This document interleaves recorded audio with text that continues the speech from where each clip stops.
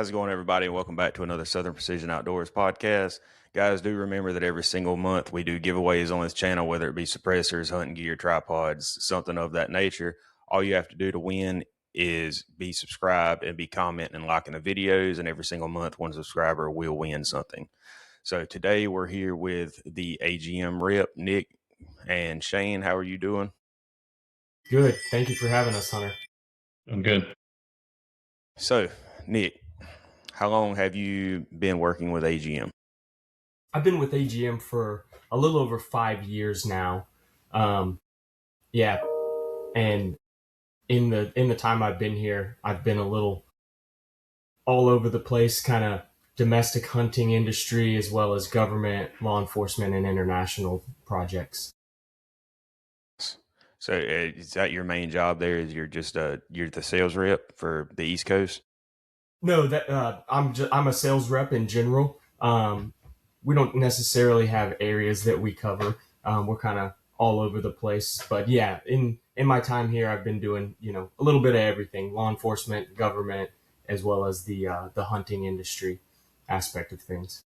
Interesting. What do you get involved with law enforcement and the wildlife and stuff? Well, with our night vision and thermal, we do both. So night vision, thermal, the full suite. So that's why we work so closely with law enforcement, military, and government. On that side of things, it's a lot of night vision, a lot of thermal optics, handhelds, binoculars, that sort of thing. Awesome. They've had you on camera here lately, haven't they? Yeah, I've been traveling around quite a bit. We did an event with the Operators Collective in Florida a few months back with Robert O'Neill, former Navy SEAL, and so we've been trying to push out some more content and really tell everybody about night vision and thermal and all the fun things you can do with it.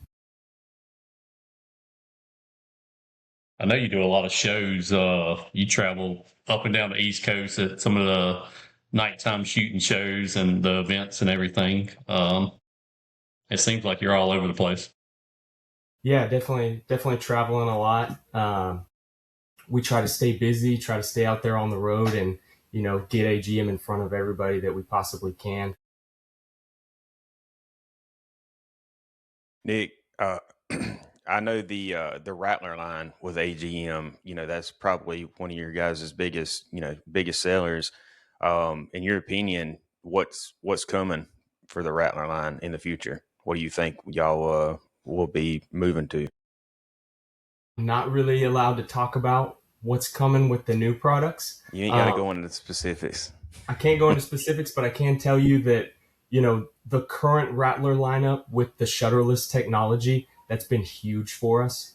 The Rattler V3 5640 has become one of our best selling scopes, even though we have the 256s, the really price affordable optics. We now have that Rattler 5640 with the shutterless nuke design, and it's just absolutely incredible. When you're lining up for a shot on hogs, you're never going to get that freeze that you get with other scopes when they refresh. They click, they freeze, pause for a second, and then you're back on target moving around. With the Rattler V3, it does it all via an algorithm, so it's just smooth, continuous runtime all the way through. Yep, definitely seen an improvement with that. That is a fantastic optic. The Rattler line has come a very, very long way compared to the V1 models. And I mean, the V2s were definitely a huge step up from those two, but the V3s, in my opinion, y'all are really killing it with those. Thank you. Yeah, so you can expect that the next iteration from there will be even better. But like I said, I can't talk about it now. As we get closer to the release, I'm sure we'll throw out some teasers and get a little information out there. But yeah, just expect good things from the next model. So I know obviously you can't really talk about this. Do you guys expect in the future to be releasing anything new as far as tube style scopes other than the adder line? Are y'all just going to continue new iterations on the adders? I don't have an answer for you there. With the tube style scopes versus the compact style scopes, it's really been hit or miss, and it's been year to year. Some years we do a lot better with the tube style scopes. Some years it seems like everybody only wants to buy the compact style. I'm sure we will have the Adder series continue on. Um, it's just one of those things that comes down to preference. You've got guys who are running bolt action rifles, coyote hunting. They like the look of that tube style. It helps on a bolt action platform. It gets the eye box back closer to your eye. But then, you've got your guys who are running AR platforms who are just going to want that small, compact Rattler style. So it's really preference when it comes down to it. But I'm sure we'll still continue to have both of those lines there for everybody. Good deal. Well, I'm super Yeah, excited to see what you guys are going to release at SHOT Show this year. Yeah, I'm hoping there's going to be some really cool stuff. Another big thing that we're focused on is our U.S. made side of the house. So all of our Gen 3 night vision is made in house in the USA, and we're also working on a few projects to bring some U.S. made thermals to the market for that law enforcement government side of things. Also, of course, for the civilian market, but something that we have in the works and we're really pushing towards more U.S. made. Absolutely. Shane? no, I was just going to piggyback off what Nick said. It's interesting to see what the market does because I think back in, I can't remember when we partnered up with AGM, maybe 2022. Everything was adder. Everybody wanted adders. And like this past year with the V3 Rattlers, I mean, I think me personally, I think the V3 5640s one of the best units y'all have ever made. I love everything about it, but it's interesting to see each year people going tube style or either going compact. And Nick, would you say y'all do more military and law enforcement, or do y'all do more civilian uh, sales Definitely or more on this. 50-50? Definitely more on the civilian side of things with the hunting industry. Um, your hog hunters, coyote hunters. It's definitely a bigger side of the house. But yeah, we are worldwide. We have a team out of Sofia. I'm sorry, uh, Bulgaria that covers the European Union, and then we also have an international sales teams that covers several countries outside of the European Union. So, but it Nice. definitely bigger on the domestic side of things, as far as hunting and that sort of thing is concerned. So, but we like to Oh, be a one house to cover everything. So for your law enforcement, military, government guys, we can supply and source pretty much anything you need night vision thermal related. So we can be an all in house sole source for them. And then on the hunting side, we do everything from thermal optics, analog night vision optics, and digital day night optics, which is something that's become really popular for us this last year or so. And that's devices like the Spectrum LRF Mini, the Spectrum 4K Mini, and the Observe IR digital day night binoculars with thermal. So in those devices, you've got a digital sensor that is 4K resolution during the day, so full color daytime image. You can record, do everything that your thermal optics do. All the features that you're familiar with our Rattler series, our Adder series, are in the Spectrum and Observe IR series. So with that, you have a full color daytime mode. You also have a digital night vision mode. And then in the Observe IR binocular, you have a separate lens, which gives you thermal as well. So thermal, digital day night, uh, laser rangefinder, and IR illuminator all in one binocular unit. So everything in one unit, and those start at $14.95, which is an incredible price for everything you're getting there. That, of course, is in the 256 resolution, and we also have the higher end resolutions, the 384, the 640, all the way up to 1280 in those binoculars. Nick, send me a pair of those. we can make that happen. You guys, you do some good videos for us, so we can definitely get you a pair to review for us and get on YouTube. Hey, Uh, have you seen the new nods that are, I believe it's only like Delta team and stuff, and there's I think there's going to be a few SWAT teams that end up with them, but it's a new set of nods that have the thermal overlay in them that has an outline. Have you seen those? yeah, I've seen some of those. Like the military's using the ENVG. It's That's something they it, fielded, ENVG. and we did do some fusion technology like that. We had a monocular unit called the F-14, which was basically a PVS-14 with a overlay lens all built into one single unit. Um, with the thermal overlay, I'm not such a big fan. I'm more of a fan of having both technologies. So, say, I've got night vision goggles on my helmet. I want a thermal rifle scope on my rifle. That way, I have both, the best of both.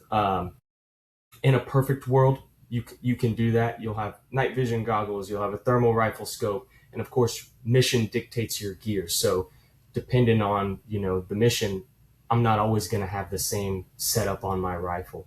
I may want to run a PVS-14 on one eye, a thermal on the other eye, instead of that fusion. That way, with the detail and everything I'm looking for with that thermal and the range capabilities, I can have that in a single helmet-mounted monocular. Whereas a fusion device, the lens is much smaller, so you're not going to get as much detection range out of that device. So having both individual units is much more beneficial in my opinion. Yeah, you were running that setup when we went to Alabama that time. You had the PVS on one side, and I think the Sting IR on the other. Very good hunt, by the way. What did we kill? 50 something hogs in 2 nights. Yeah, 50 and a an armadillo or a possum. It was a possum. I had to throw Chris that in killed on there. accident. We're in the middle of Don't forget shooting that. we're shooting hogs, and someone just randomly says, I think I shot a possum," and we're like, "What?" And then we keep shooting. Afterwards, he goes, and we're all gathering up all the pigs. Chris holds up this possum. I was right. I got a possum. It just happened to be in the midst of everything else going on. Have you done much coyote hunting yet? You know, most majority of my coyote hunting is when I'm hog hunting. So I live in Texas, and we're out hunting hogs. If we see a coyote, we'll stop and shoot it, but we don't necessarily go out too often just to hunt coyotes. But I wish I did more. I need to come out and see you guys and do some strictly coyote hunting and leave the hogs alone. That's my favorite. That's if I'm hunting, there's a 95% chance that I'm strictly coyote hunting. Now, if I see a group of hogs, it's on. I always keep the auto in the truck with me just in case. But I'm primarily coyote hunting or bobcat hunting when it's in season. Yeah. And what's your preference on your rifle setup and scope for coyote hunting?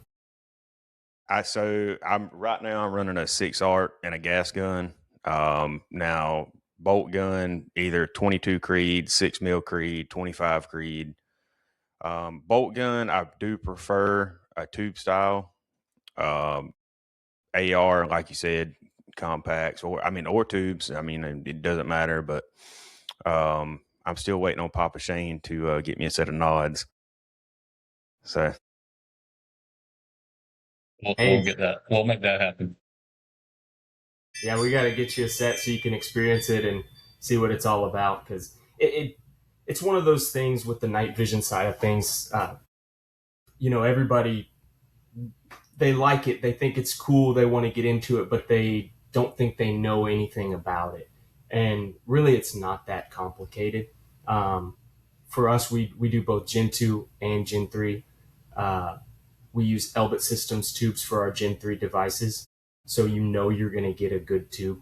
Those are all US made, top of the line Gen 3 image tubes. With that, we can, customers can contact us. They can ask us any questions they need about specs, um, data, all of that stuff. We can answer those questions for them. make sure that they're actually feeling that they feel comfortable with their purchase and get them into the right device for them. But yeah, we like to keep it simple. We can explain all of those specs and data to you. Most of the time, that's much further outside of the realm that you need to be in if you're just looking for this for commercial use. So don't overthink it. If you're wanting a set of night vision goggles, PVS 14 dual tube goggles, reach out to Shane. Let him know, and we can get you squared away and get you the right device. Yeah, I mean, when it comes to the thermal, I've been in the running thermals for long enough that pretty much any system that comes out, I'm very familiar with all the specs, how to build them, or not how to build them, but everything that's involved in building them and everything else. But digital night vision, same way. But the analog night vision systems, I get on there and look at specs and this and that, and I'm like, okay, reading Spanish here, don't know what none of this means. Right, and that's where everybody gets tied up. Most of your night vision sellers in the market are going to point you in the right direction. So, if we're telling you, the specs and you don't know what that means, they're most likely better than anything than your capabilities. So, Nick, so if somebody's looking at a spec sheet, what would you say is the most important thing for them to look at, for commercial use, for our style of hunting?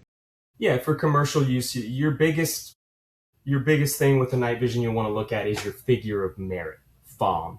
So that gives you a general idea of how good that image tube is based on its signal to noise and resolution. So you multiply the signal to noise by the resolution, that gives you the FOM. So your FOM ranges are anywhere from 1,400 to almost 3,000 FOM range, and that's over the Gen 2 and the Gen 3, and that's going to cover your exportable tubes all the way up to your top of the line US Gen 3 high FOM 2300 2376 plus FOM tubes. So those are that's kind of the minimum requirement for the US Special Forces is minimum FOM 2376. So a lot of agencies or individuals will say that's the minimum that they want, which that's a really, really nice tube. And most people won't be able to tell the difference between a 2000 FOM tube and a 2376 tube. Once you get to that spec, I mean, it's minor differences that you'll be able to notice to the naked eye. So, good stuff. What's your personal opinion? Green phos or white phos better? I like white phos. It seems like everybody now is wanting white phosphor. When it comes to green phosphor, it's what everybody kind of knows. It's nostalgic, but the white phosphor is pretty much all we sell anymore. I don't even remember the last time I sold a set of green goggles. It's been so long. So, but that white phosphor gives you a little more, I'd say, contrast. It also seems to be easier on the eye for longer periods of time. Have you ever heard the story? I know it's kind of a little off topic. Have you ever heard the story of the red night vision goggles from Vietnam? Yes, I have. They call it don't let me mispronounce it. Dacian glass. Yeah, so it's something like that. Yeah, something. Or yeah. I've heard that they had the red in there, and the soldiers were saying they were seeing all kind of just weird and like paranormal and demonic stuff. It's crazy stories coming. Shane, you ever heard of that? It's funny you say that because I saw a post on Facebook yesterday, and in some of the comments, that was what they were talking about. And I was like, I've never heard of that. Dude, it's wild. I'll send you a link. There's a video I'll send you. It's like, it's wild going over like the firsthand experiences. And it was mainly pilots that were using these old devices, and like they'd come back from these missions flying, and like, they were going through like psychosis after using them. That's right. That's the story. And they, their explanation is that they the phosphor screen or whatever it was, the chemicals in the goggles were leaking and causing them to hallucinate, and so that's the story behind it. But yeah, I have a set of those only for military and law enforcement use, Shane. So sorry. I'm just kidding. I was about to say, I kind of want to hold those. Yeah, I like to see them. See the monsters, right? So, Yeah, Nick, for civilian use, there PVS 14 and a set of duals that you would recommend, and what kind of price point should somebody be looking at if they want to get into that? Yeah, getting into a good, honestly, I'd say a PVS 14 is one of the best pieces of kit that you can have. Even if I agree, dual tube goggles are awesome. If I have the option to grab a set of duals, I'm always going to grab a set of duals. But having that PVS 14 at your disposal, just to give it to a friend to use in case something happens, or your family, just having an extra monocular goes a long way. But even then, I find myself a lot of times running the thermal monocular on one eye, night vision device on the other. So in that scenario, I need that PVS 14. So that's another reason why it's one of my favorite pieces of kit. To get into a PVS 14, you're looking at around 2,500 for the Gen 2, 3,500 or so to get into the Gen 3 area. And then from there, as you go up in tube spec, you're going up in price. But we kind of level that out for customers where we have a variety of options for them in different price points to really, really narrow it down so they can get exactly what they want. So, Nick, what kind of separates the specs for a Gen 2 versus Gen 3? Because I'm entirely, I just don't know. Funny you asked that. A lot of times your Gen 2 night vision has come so far that a lot of times we're seeing specs that are in the same ranges as those Gen 3 tubes. The way that the technology is different in the way that it's made in some of the internal components. So inherently, your Gen 3 is going to amplify more light than any Gen 2, not based on specs. So your Gen 2 doesn't have a microchannel plate, so it can't amplify photons as well as your Gen 3s with a microchannel plate. So that's what it means is your Gen 2 is not going to amplify as much ambient light as your Gen 3 will, even if they were at the same specs. So you had a 2000 FOM Gen 2, a 2000 FOM Gen 3 in low light scenarios like under canopy of trees, or in a really dark room where there's not a lot of ambient light coming in, that Gen 3 is still going to perform better than the Gen 2 of the same spec. But as far as resolution, clarity, the view through that tube, in good lighting situations, your Gen 2s are almost just as good as the Gen 3s nowadays. So it's really in those low light scenarios where your Gen 2 will suffer on performance. But if you're in an urban environment, there's street lights, things like that, Gen 2 is awesome. I used Gen 2 for probably the first 3 years I was with AGM. I was running a set of Gen 2 goggles with Photonis Echo tubes, and I loved them. Well, that's the main reason why I kind of want night vision in the first place. I mean, obviously, when I'm out hunting, I'm using a thermal scanner, thermal scope, all that, but mainly for driving. Like, you kill your lights and just drive with nods. And like Shane's got a really cool setup on his truck where he's got the IR lights on the front of it, and it's better than driving with headlights, in my opinion. Yeah, Shane Just got driving that. in fields. Just driving in fields. Well, yeah, in fields. But I mean, obviously, who's going to ride down the road with no lights on? Nobody. But yeah, who would do that? yeah, but just like, I mean, down here in South Georgia, it's very rural here. We have fields that are thousands of acres in size that, we navigate. So, you're riding around, especially hog hunt, man. Hogs spook very easily. So, you riding around trying not to make any noise and with no light. And I mean, you can do that with a set of night vision goggles, which is awesome.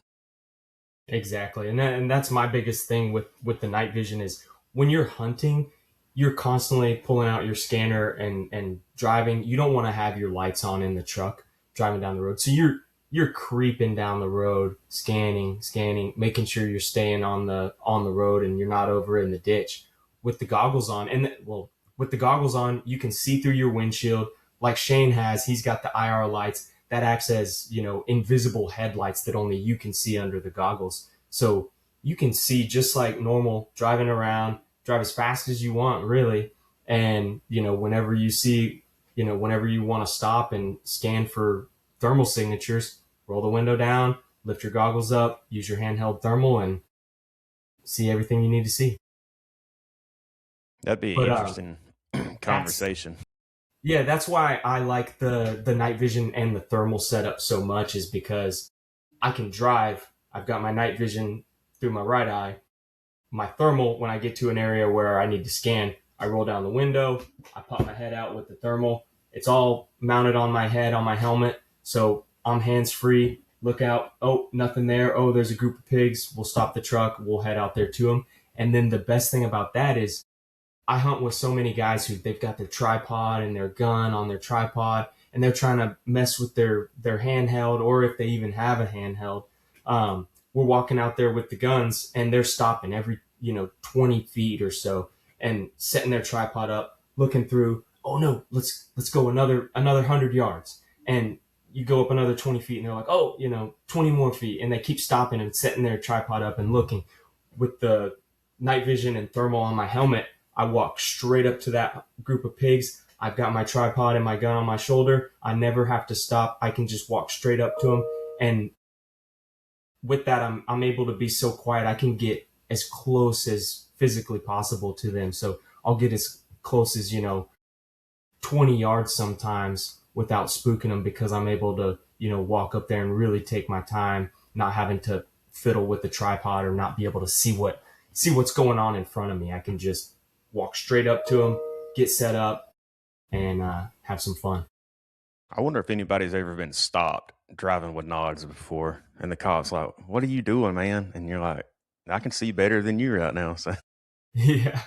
Funny, I actually the power went out in our neighborhood a couple weeks ago, and it was out for a few hours. So I got bored, and I was like, you know what? I'm threw on the nods, got on the kid's dirt bike, and was just riding around the neighborhood in the dark, and it was so fun. But as soon as the lights came on, I was passing by the state trooper's house, and he was outside, and he just like looked and was probably thinking, what the heck?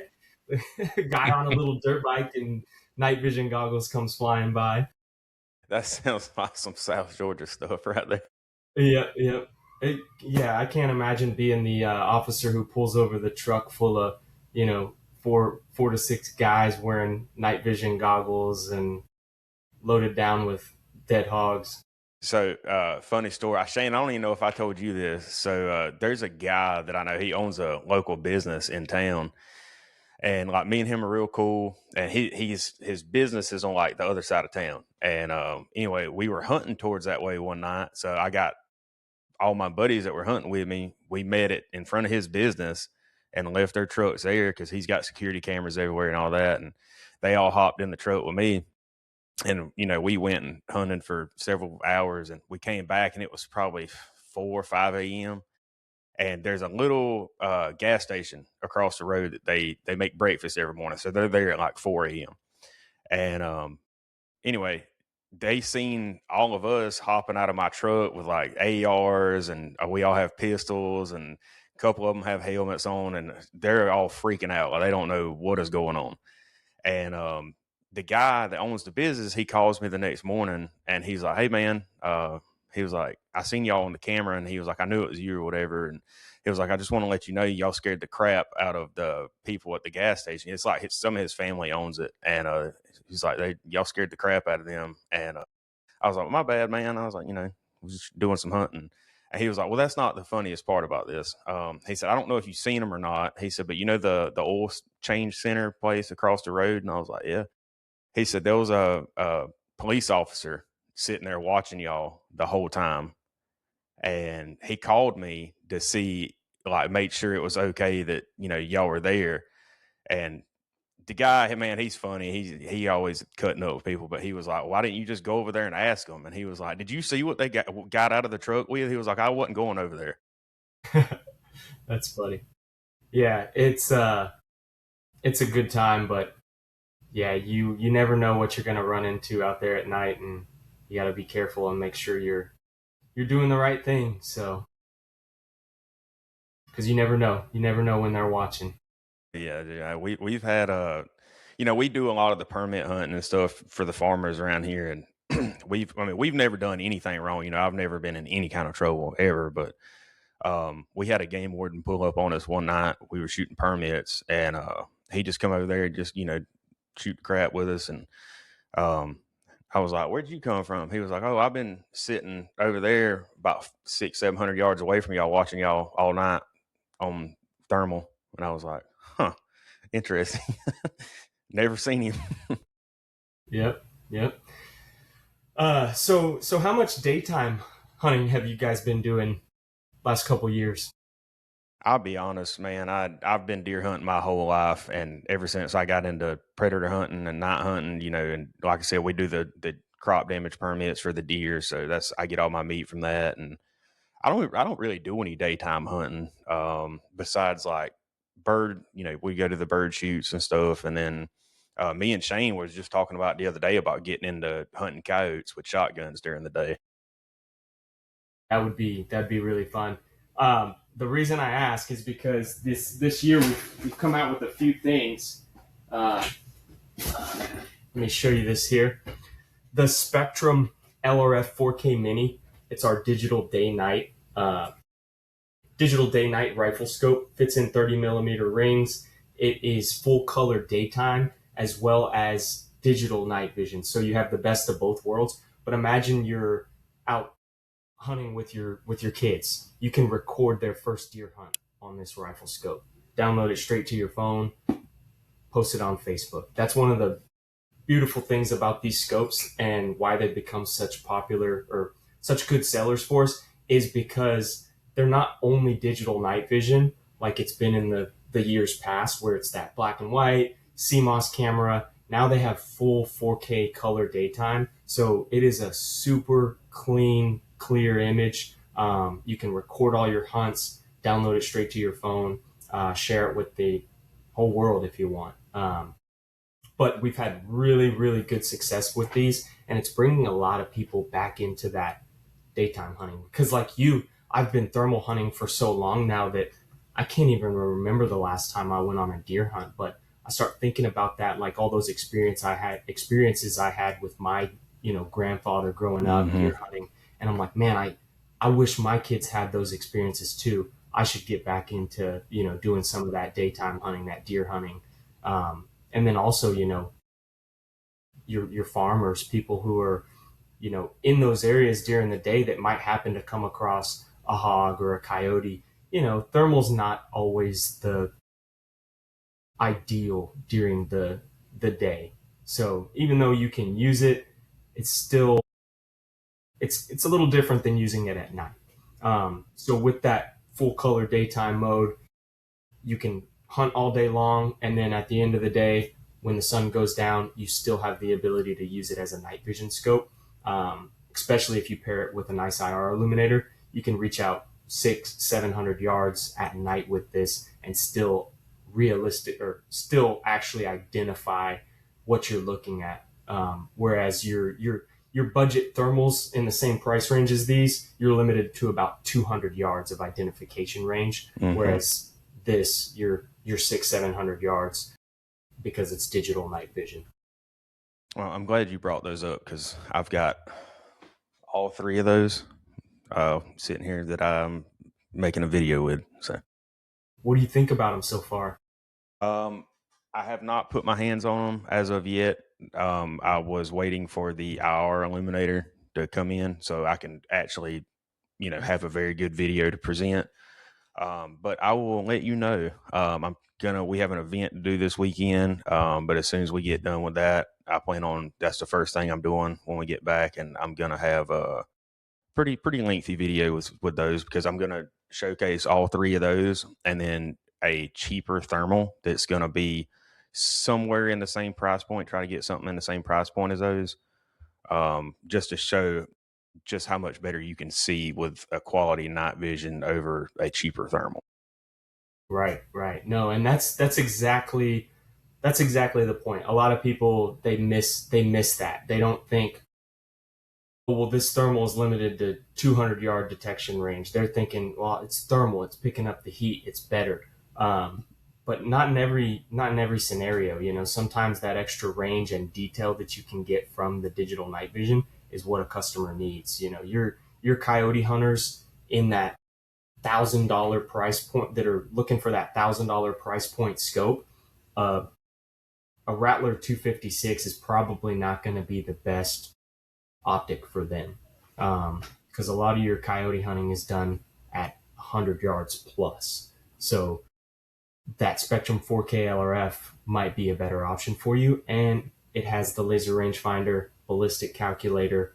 So you range your target, shows you your hold, all for $995. I mean, it's an awesome scope for the price. But yeah, that's a big thing with the digital day night. I honestly never thought I would be selling digital night vision again. I thought that was a thing of the past, but here we are, and it's one It's of our come a best long sellers. way. Yeah, they're definitely coming a long way, and I see the future of thermal, um, including digital night vision. So Well, like I said, you have these guys out here that that I get calls all the time from guys, and nobody wants to drop $5,000 on a scope. Well, I mean, some guys do, but everybody's looking to save a buck. But they see these cheaper thermals, and they're reading over the specs of it, and they see especially some of the 256s, they're 800-900 yard detection range, and they say, oh, 800-900 yard, they see that and they think, oh, that's great. But in all reality, that's you're picking up heat at that range. Anything past 100 150 yards, you're not properly identifying whatever that is. You're just basically seeing a outline of a blob at that distance. Now, the only people that I sincerely try to push those to are guys that are, they're hunting over feeders or something like that, where you can control the distance. That's, in my personal opinion, that's the optimal way to go about a 256. There's been horror stories out there with, guys shooting way over the range that they can properly identify something with a 256. But, when it comes to actually doing coyote hunt or anything, obviously there's plenty of 384s on the market that hit that sweet spot.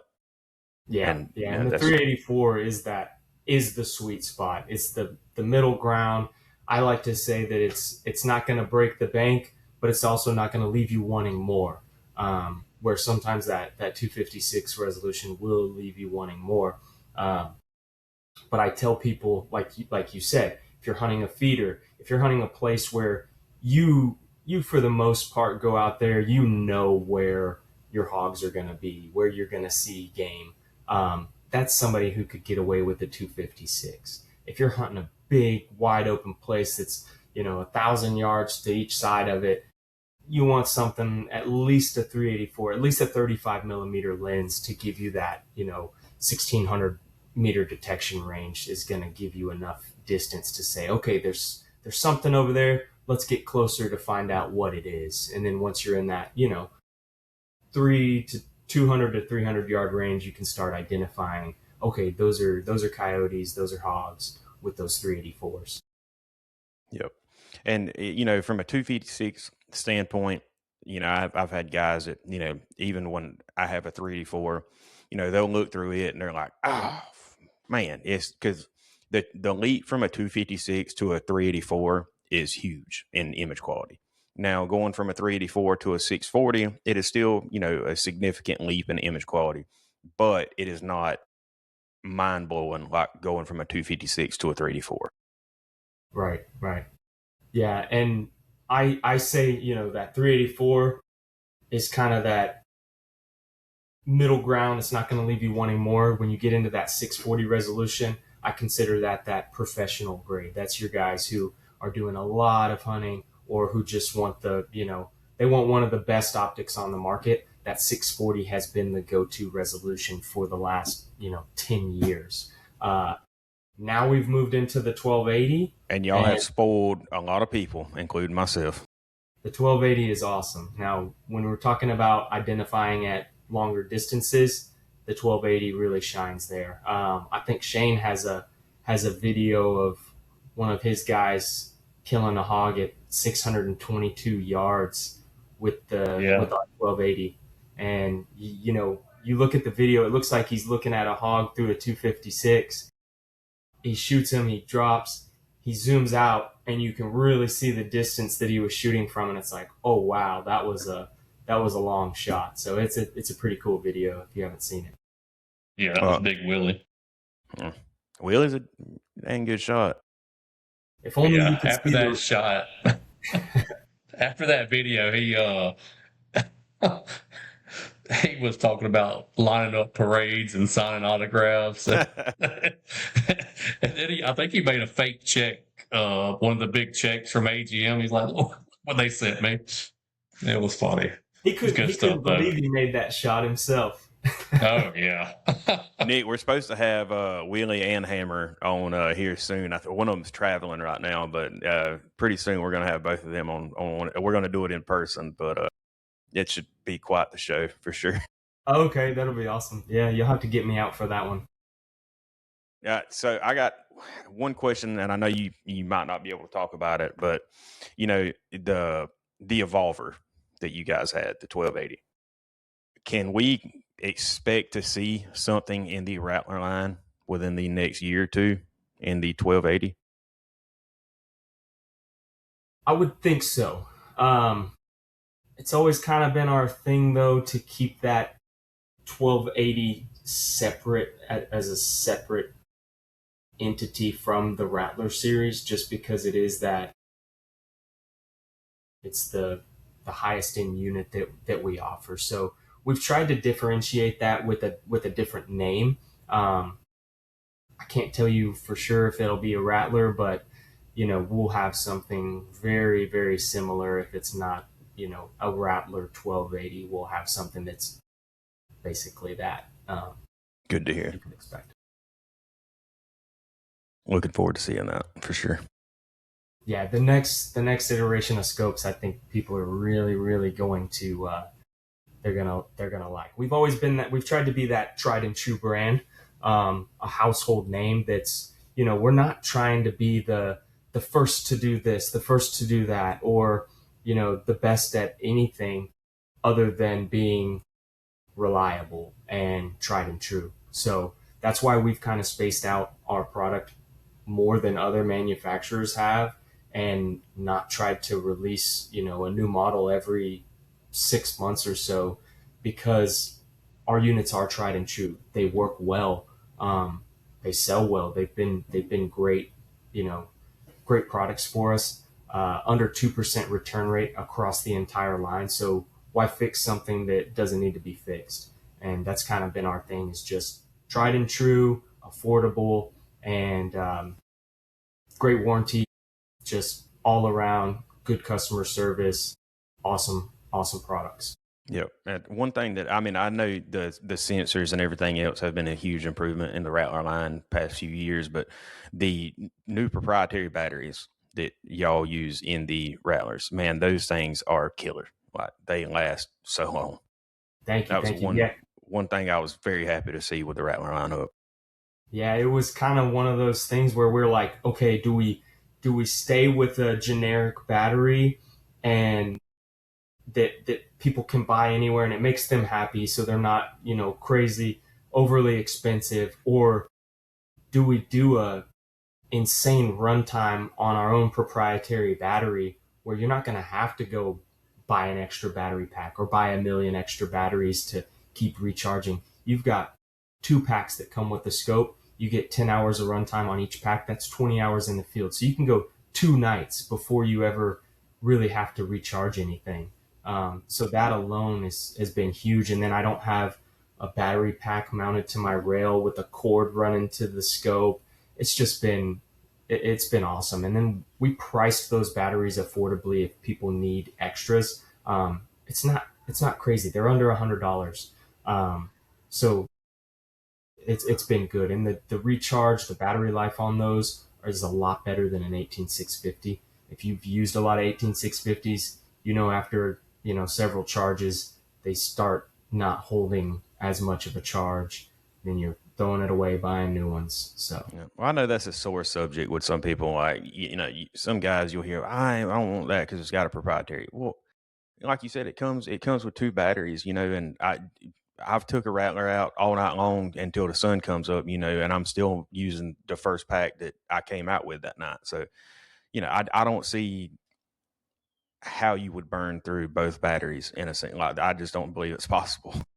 yeah, no, it's really not with the Rattler series. And I was kind of upset the same way whenever we came out with that proprietary battery. I was like, oh no, I didn't want to do this. And now I'm like, I'm so glad we did this. This is awesome. So Well, yeah, I think that some of the manufacturers, they call it a proprietary battery, but all it is a 18650 in a plastic case, and they're charging you $100 for it. And you're still only getting your 2 or 3 hours battery life. But it was monumental with AGM going from running, CR123s on the Rattler V1s to, a 10-hour battery. I think that's where some of the customers feel a certain kind of way because they've gotten burned by other manufacturers on their proprietary batteries that cost $100 or $200, but they only run 2 or 3 hours. But then they get to experience the AGM Rattler series and they get 10 hours, or they run the Adder V2s and they're getting 14 hours off of one charge. So, I love the AGM battery systems on the Adder or the Rattler. They do really well. thank you, thank you. Yeah, it's one of the things we've kind of taken pride in is making sure that our batteries last a long time and that you're not stuck with a dead scope in the field. So it's been awesome. And like I said, I never wanted that proprietary style battery. But one thing with that is we're not going to be changing that every time we come out with a new scope. It's going to be the same proprietary battery like you see with the V2. The V3 uses the same battery, and as we move into the new lines, we should be using that same style battery. Oh, So that's great for, yeah, generally you have a bunch of guys with the V2s, they upgrade to the V3s, and, I'm sure they've got a battery laying around somewhere. So by the time they get to the V4, they might have 4 or 5 batteries laying around. exactly. That is if there's a V4. You never But know. yeah, whatever, Just kidding. Shane, But Shane, when you said about 18650 wrapped in a plastic shell, I was like, well, we didn't say no names, but everybody knows who that's about. I mean, I'm pretty transparent. I'm not going to bash anybody, but I mean, That's what you they know, are. I mean, I've been very vocal about how that pisses me off, but it is what it is. One thing I will say, I would love to see the Rattler batteries, if they could do it without changing the design, is maybe move into where you can charge the battery by just plugging it in. yes. on the V3s and the V2s, you can. Can you? I believe on the V3s for sure. Hold on, I got one right here. Hold on.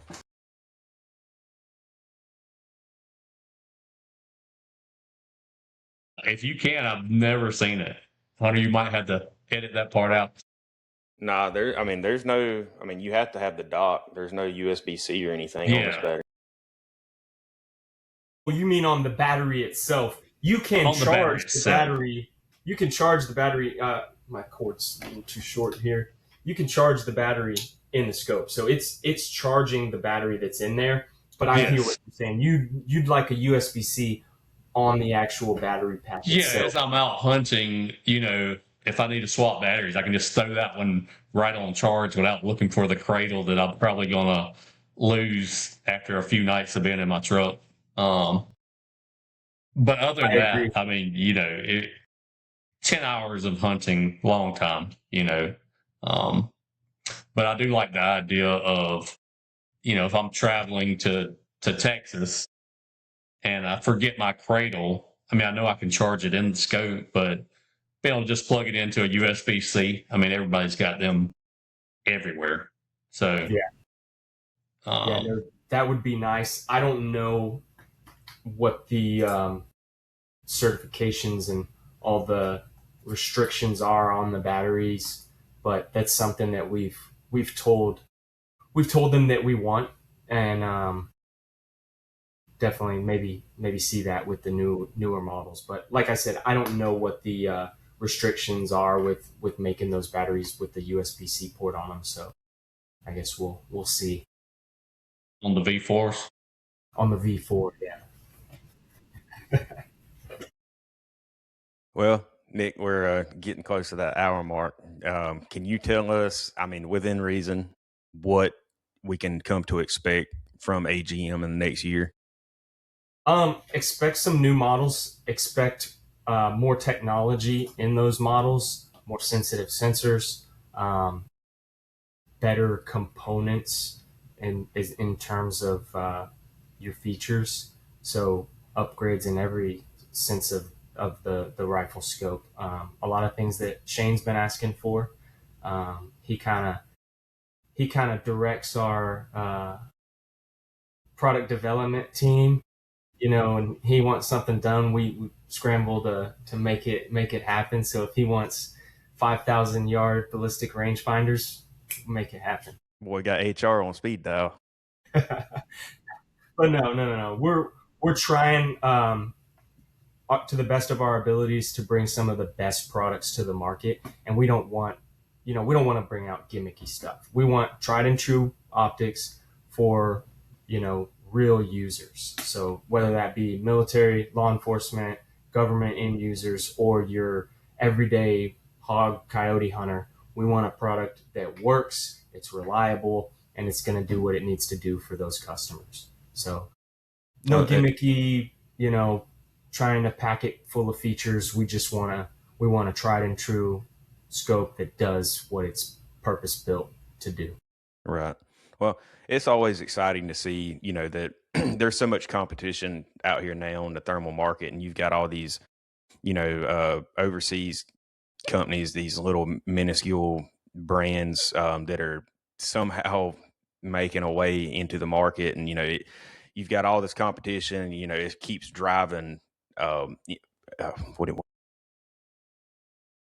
Innovation. Innovation, thank you, keeps driving innovation every day, and there's a lot of exciting stuff that's, every single year there's always something just really exciting that's coming out to the market. So Yeah. I'm be glad to see what you guys are going to do. And I love the innovation. I love seeing that stuff, but certain aspects of it, you have to think, how much of this new feature or how much of my hunt is this new feature taking away from me sitting there trying to mess with it and clicking buttons and doing other things, or like when we first got scopes that recorded, I remember forgetting to hit the record button, and I'm like, oh, we just killed a bunch of hogs and didn't get any of it on video. And then we came out with the shot activated recording. That Yep. was a great feature. Yep. It I mean, makes perfect sense. But then we come out, with, well, not us necessarily, but some other manufacturers come out with just so many features on the scope that in the midst of the hunt, you're never going to use that. I mean, sitting there playing with it on the flat range, yeah, that's great that it can do all of these things, and you can, do all of these features that the other scope can't.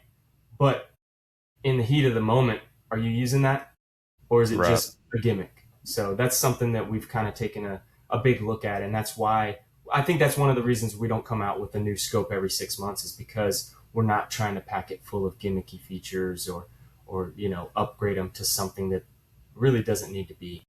Right. Well, every time that y'all have dropped a new line or a new scope, like you said, it's reliable, and it's vastly improved over the older iteration. So that's one great thing about AGM is, like you said, y'all are in it to make Thank it you. reliable.